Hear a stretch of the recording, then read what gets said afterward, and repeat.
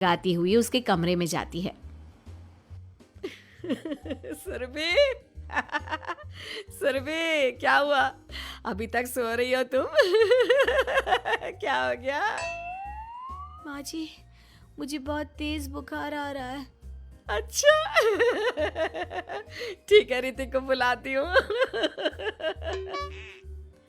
माँ जी, मुझे बुखार आ रहा है और आप हंस रही हैं। अरे नहीं बहू, मैं कहाँ हंस रही हूँ। वो तो मेरी हंसी रोक ही नहीं रही है। माँ जी, जब आपकी तबीयत खराब होती है तो मैं आपका कितना ख्याल रखती हूँ और आप मुझ पर हंस रही हो। चली जाओ आप यहाँ से। बहू सुन तो सही। नहीं माँ जी, आप जाओ यहाँ से। अब तो आपके बेटे ही आपसे बात करेंगे और मैं पापा जी को भी बताऊंगी कि आजकल आप क्या कर रही हैं। जब ऋतिक घर आया तो सुरभि ने उसे सारी बात बताई। मुझे तुम्हारी बात पर विश्वास नहीं हो रहा। माँ तो तुमसे बहुत प्यार करती है, फिर वो तुम्हारा और तुम्हारे घर वालों का मजाक क्यों उड़ाएंगी?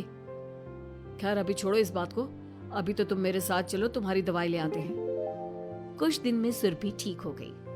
एक दिन ऋतिक को पता चला कि उसकी मौसी के बेटे राहुल की तबीयत बहुत खराब है, तो वो अपनी माँ और पत्नी को लेकर हॉस्पिटल पहुंचा। मौसी जी, कैसे हैं राहुल भैया? बेटी, इतने दिन हो गए मेरे राहुल को बीमार हुए, लेकिन उसकी तबीयत में कोई सुधार नहीं आ रहा। अरे छोटी, हुआ क्या है राहुल बेटे को? कुछ बता तो सही। माँ, आप हंस क्यों रही हो? कहाँ हंस रही हो बेटा? मैं तो अपनी बहन के बेटे के लिए परेशान हूँ। माँ, ये क्या तरीका है? रहने दे बेटा, ये तो मैंने सुना था कि मुसीबत में साया भी साथ छोड़कर चला जाता है। आज मैंने देख भी लिया। अरे नहीं बहन,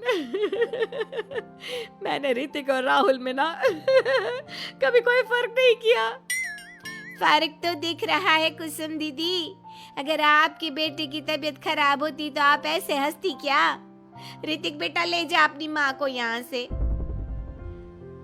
ऋतिक बहुत गुस्से में अपनी माँ से बात करने लगा, लेकिन कुसुम तो सिर्फ हंसे ही जा रही थी। ऋतिक ने अपने पापा को फोन करके बुलाया और उन्हें सारी बात बता दी।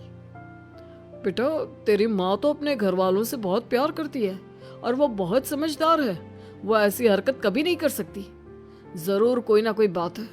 कल मैं उसे डॉक्टर के पास ले जाऊंगा। शाम को खाना खाने के बाद सुरभि कुसुम को दवाई देने के लिए गई तो उसने देखा कि दवाई की वो बोतल तो बिल्कुल खाली थी जो सुरेश गलती से ले आया था। सुरभि ने वो बोतल सबको दिखाई।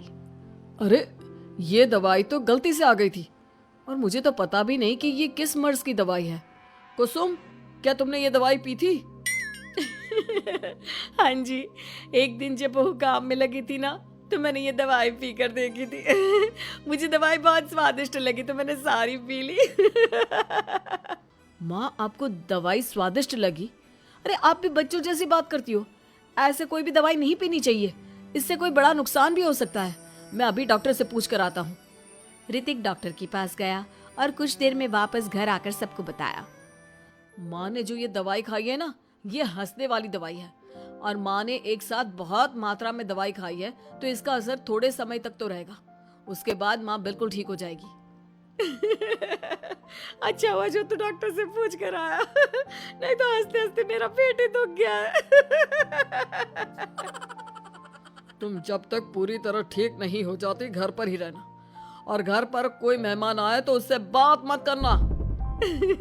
आप ठीक कह रहे हो, मैं ऐसा ही करूंगी। अब मैं बिल्कुल हंसूंगी। कुसुम की बात सुनकर सभी हंस पड़े।